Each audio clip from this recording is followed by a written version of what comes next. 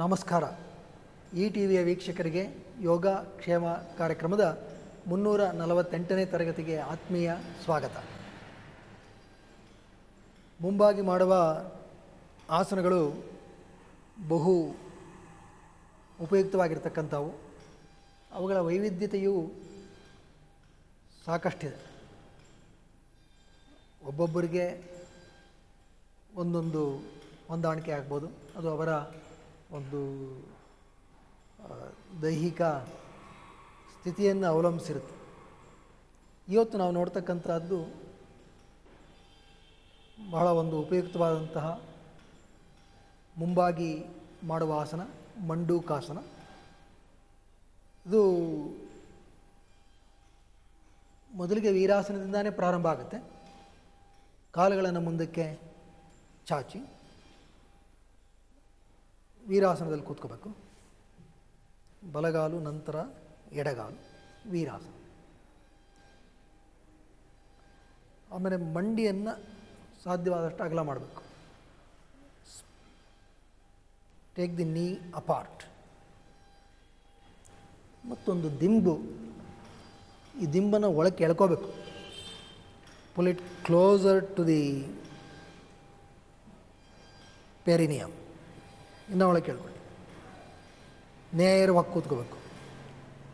You to pull it closer to your abdominopelvic cavity. Stretch the spine, lift the base of the spine up. ಆಮೇಲೆ ನಿಧಾನವಾಗಿ ಮುಂದಕ್ಕೆ ಬಾಗಿ ಹಣೆಯನ್ನು ವಿರಮಿಸಿ ಕೈಗಳನ್ನು ಮುಂದಕ್ಕೆ ಚಾಚಿ.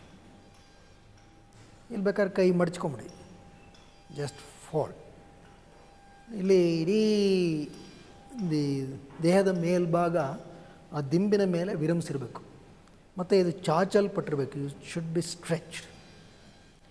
ಕೆಲವರಿಗಿದು ತೊಂದರೆ ಇರುತ್ತೆ ಅಂಥವ್ರು ಹೇಗೆ ಮಾಡಬೇಕು ಅನ್ನೋದನ್ನು ನಾವು ಮುಂದೆ ನೋಡೋಣ. ಆದರೆ ಹೀಗೆ ಈ ದಿಂಬನ್ನು ಇಟ್ಕೋಬೇಕಾದ್ರೆ ಮೊದಲನೇ ಎಚ್ಚರ ದಿಂಬನ್ನು ಸಂಪೂರ್ಣವಾಗಿ ಒಳಗೆ ಕೆಳ್ಕೊಂಡಿರಬೇಕು. So that the complete abdominopelvic cavity from the base it will rest on the bolster. ಇದು ಬಹಳ ಮುಖ್ಯ. ಇದು ಬಹಳ ಒಂದು ಒಳ್ಳೆಯ ವಿಶ್ರಾಂತಿಯನ್ನು ನೀಡತಕ್ಕಂತಹ ಆಸನ, ಮಂಡೂಕಾಸನ, ಮುಂಬಾಗಿ ಮಾಡ್ತಕ್ಕಂಥದ್ದು.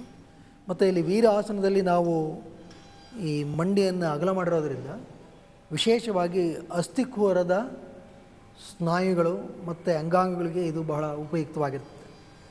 The pelvic floor muscles, the pelvic organs, they also are greatly benefited in this Mandukasana. ಜೊತೆಗೆ ತಾವು ಗಮನಿಸಬೇಕಾಗಿರ್ತಕ್ಕಂಥ ವಿಷಯ, ಎದೆಯ ಗೂಡು ಮತ್ತು ಹೊಟ್ಟೆಯ ಭಾಗ ಇದೆಲ್ಲವೂ ಈ ದಿಂಬಿನ ಮೇಲೆ ವಿರಮಿಸಿರುತ್ತೆ. ದಿಂಬಿನ ಮೇಲೆ ವಿರಮಿಸಿರೋದ್ರಿಂದ ನಾವು ಉಸಿರಾಟ ಮಾಡಬೇಕಾದ್ರೆ ಉದರದ ಭಾಗ ದಿಂಬಿನ ವಿರುದ್ಧ ಅಂದರೆ ಮುಂದುಗಡೆ ಹಿಗ್ಗಲಿಕ್ಕೆ ಸಾಧ್ಯ ಆಗೋದಿಲ್ಲ. It cannot expand in the forward direction.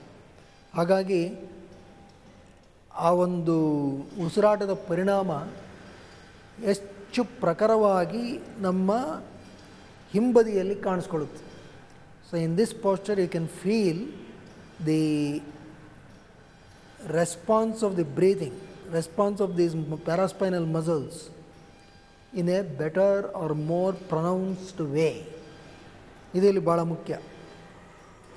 ಈ ಉದರದ ಹಿಗ್ಗುವಿಕೆ ಯಾವಾಗ ಮುಂದಿಕ್ಕಿನಲ್ಲಿ ಸಾಧ್ಯ ಆಗೋದಿಲ್ವೋ ಆಗ ಪಾರ್ಶ್ವ ದಿಕ್ಕಿನಲ್ಲಿ ಮತ್ತು ಹಿಂದಿಕ್ಕಿನಲ್ಲಿ ಆ ಒಂದು ಹಿಗ್ಗುವಿಕೆಯ ಪರಿಣಾಮ ನಮಗೆ ಇನ್ನೂ ಹೆಚ್ಚು ಸ್ಪಷ್ಟವಾಗಿ ನಿಖರವಾಗಿ ಗೊತ್ತಾಗುತ್ತೆ.